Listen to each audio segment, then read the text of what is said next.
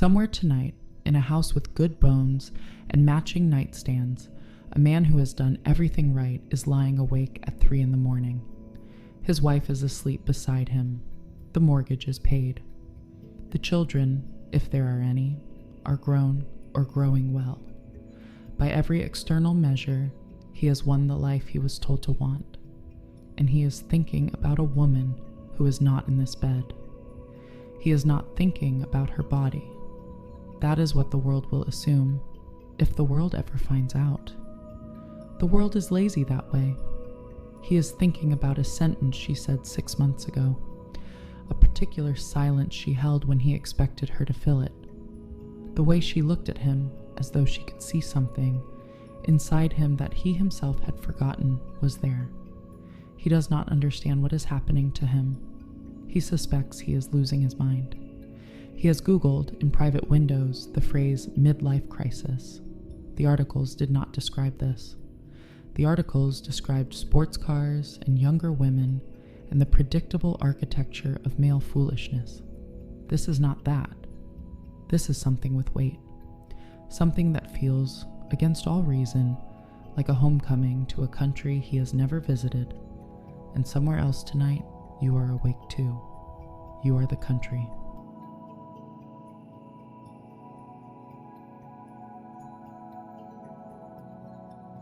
Here's what almost no one will tell you about the men who do this.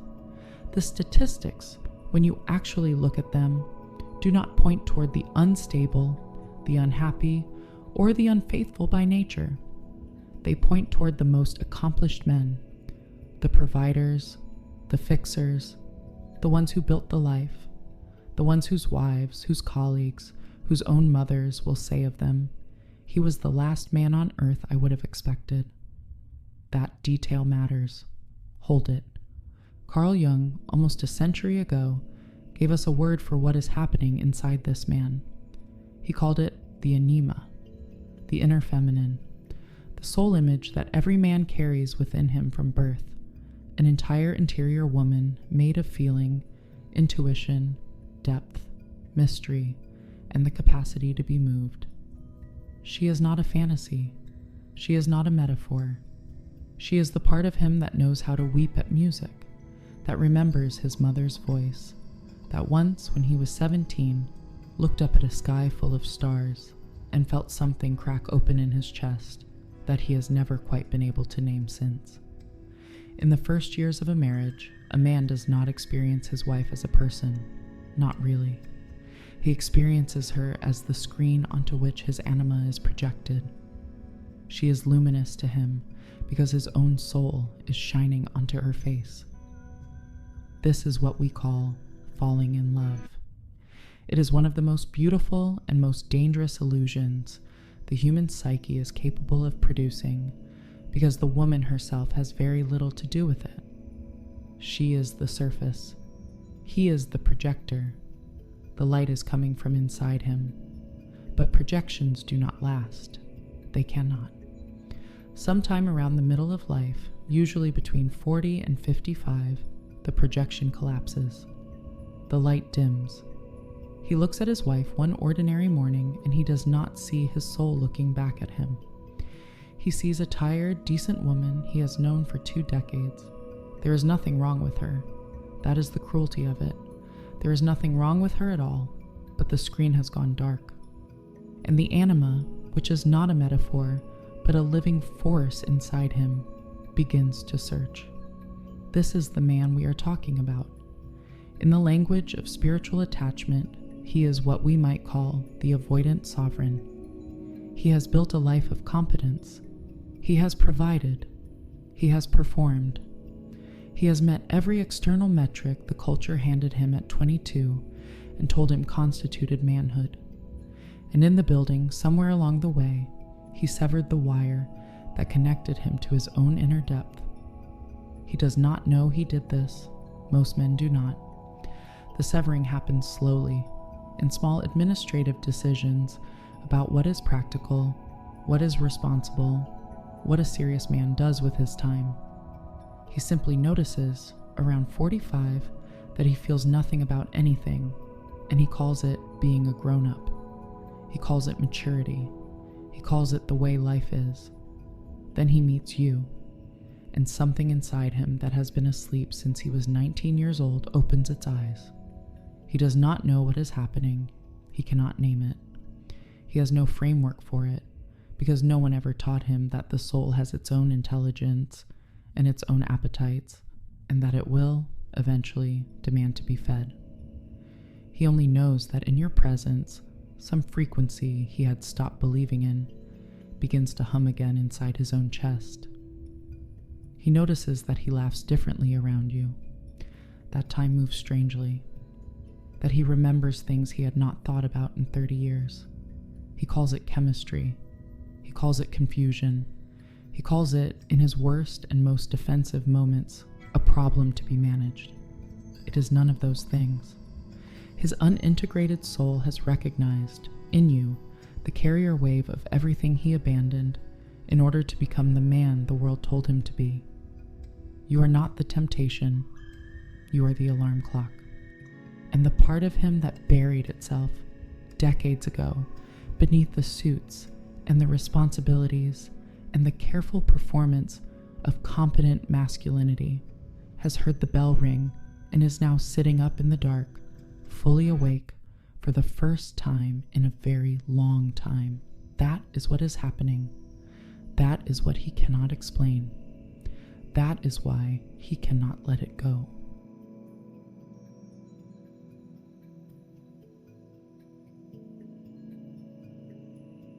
Now here is the turn, the reframe that changes everything.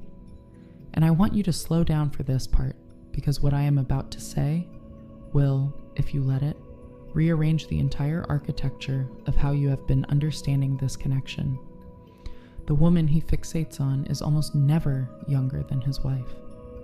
She is almost never more conventionally beautiful. She is almost never more available. If you scan the lives of men in this exact predicament, the pattern that emerges is uncanny, and it contradicts almost everything popular culture has told us about why married men become obsessed with other women. The other woman is almost always more awake. More awake. Hold those words. Sit with them for a moment, because they are doing a great deal of quiet work. She has done some interior work. She has suffered consciously. She has read the books, sat with the silences, walked through some private fire, and come out of it carrying something the world calls presence and the soul calls sovereignty. She is not necessarily happier than his wife. She is not necessarily kinder. She is not necessarily more loving, more patient, or more devoted. She is simply more in contact with her own depth. And that contact, that ongoing quiet relationship she has with her own interior, radiates from her in a way that has almost nothing to do with how she looks or what she says. This is the quantum recognition. Two nervous systems in proximity register the resonance of complementary, unintegrated material. Let me say that more simply.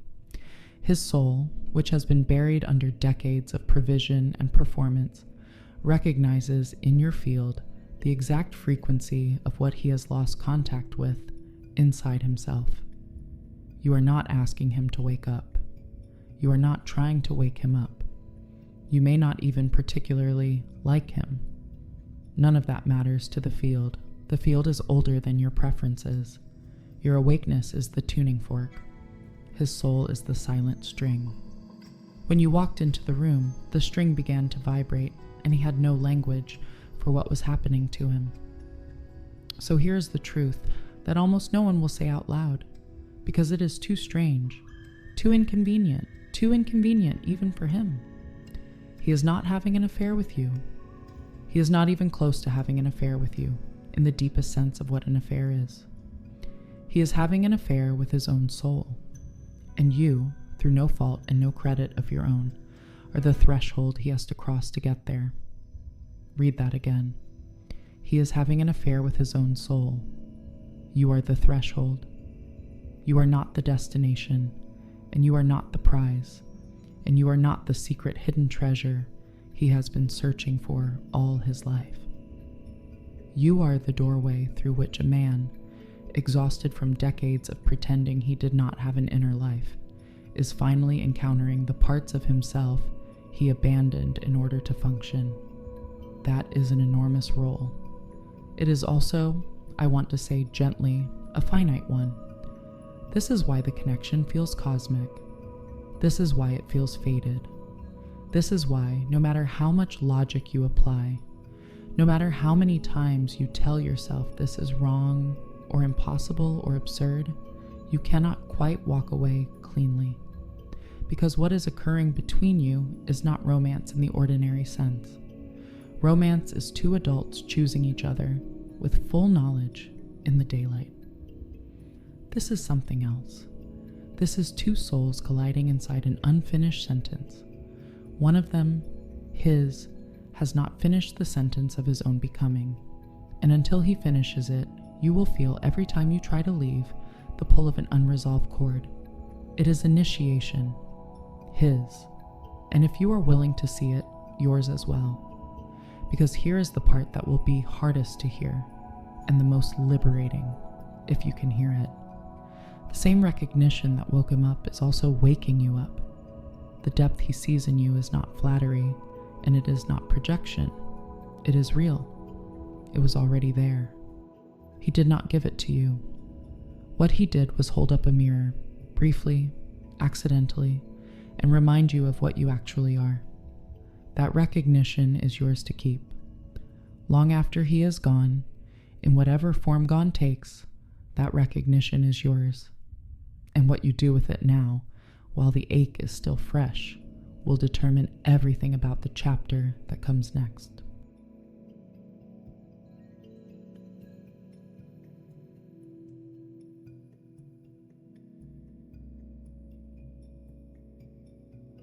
So what do you do with this? Knowing what you now know, knowing that he is not confused in the ordinary sense, that he is not a villain, that he is not a coward, but also that he is not, in this moment, capable of meeting you in the daylight as a free man. What do you do with the recognition that has happened, and the ache that will not quite resolve, and the life that is still, unmistakably, yours to live? 3 internal shifts. None of them require him to do anything. That is the point. None of them depend on his decision, his timeline, his courage, or his clarity. They are not strategies for getting him to choose you. They are something more important than that. They are the architecture of how you remain whole while a man, somewhere else, is deciding whether he is willing to be born. The first shift. Stop reading his behavior as confusion. Stop interpreting his silences as ambivalence about you, his hesitations as cruelty, his returns and retreats as signs that he does not know what he wants. He knows what he wants. What he does not yet know is whether he is willing to pay what wanting it would cost. Those are very different things. A man at the edge of his own psychological birth canal does not look confident, because birth is not a confident process. It is a violent, disorienting, holy mess. When you interpret his paralysis as ambivalence about you, you are reading the wrong book entirely. His paralysis is not about you. It has almost nothing to do with you. It is about the entire architecture of a life he built before he knew who he was, and the terrifying recognition that the architecture may have to come down. That is not a problem you can solve for him. That is a threshold only he can cross. And the moment you understand this, you stop taking his slowness personally, and a great deal of suffering quietly leaves your body. The second shift. Refuse gently and absolutely the role of secret keeper. The anima cannot be integrated through hiding. A soul cannot come into the light through a back door. This is not a moral statement. I am not lecturing you about ethics. I am telling you something energetic, something practical. Every hour you spend in the shadows of his unmade decision, every late night message, every confession he makes only to you and never to his own life. You are not loving him into wholeness. You are participating in the very split that is keeping him asleep.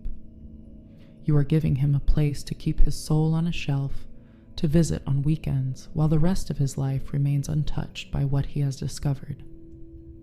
The most loving thing you can do for the awakening soul of a married man is to require, without bitterness, without ultimatum, that he show up to his own life with radical honesty. Not for your sake, for his, because hiding will not heal him. Hiding will calcify him further, and you are not required to be the chapel where his secret kneels. The third shift, and this is the one that costs the most, because it asks something of you that no one else will ask, and that the ache itself will resist. Reclaim the energy. Understand, in your bones, that being the catalyst for another soul's awakening is sacred work. It is. It is one of the oldest and most important assignments a soul can take on. But sacred work does not obligate you to wait at the door. It does not. The midwife does not move into the birthing room and refuse to leave. The teacher does not follow the student home. The most powerful position you can occupy here is not the patient prisoner. It is the sovereign witness. You can love his soul. You can wish him well. You can hold in your heart the recognition of what passed between you, with reverence, without erasing it. And you can, at the same time, with the same breath, return the full force of your attention to your own life. This is what unconditional love actually means in adult terms. It does not mean endless availability. It does not mean romantic martyrdom. It does not mean waiting. Unconditional love is energetic non-attachment. It is loving the soul without managing the timeline. It is wishing him every good thing, including the good thing of his own honesty, while refusing, absolutely refusing, to put your own life on hold while he decides whether he is willing to be born. That is the shift. That is the entire shift. The rest is practice.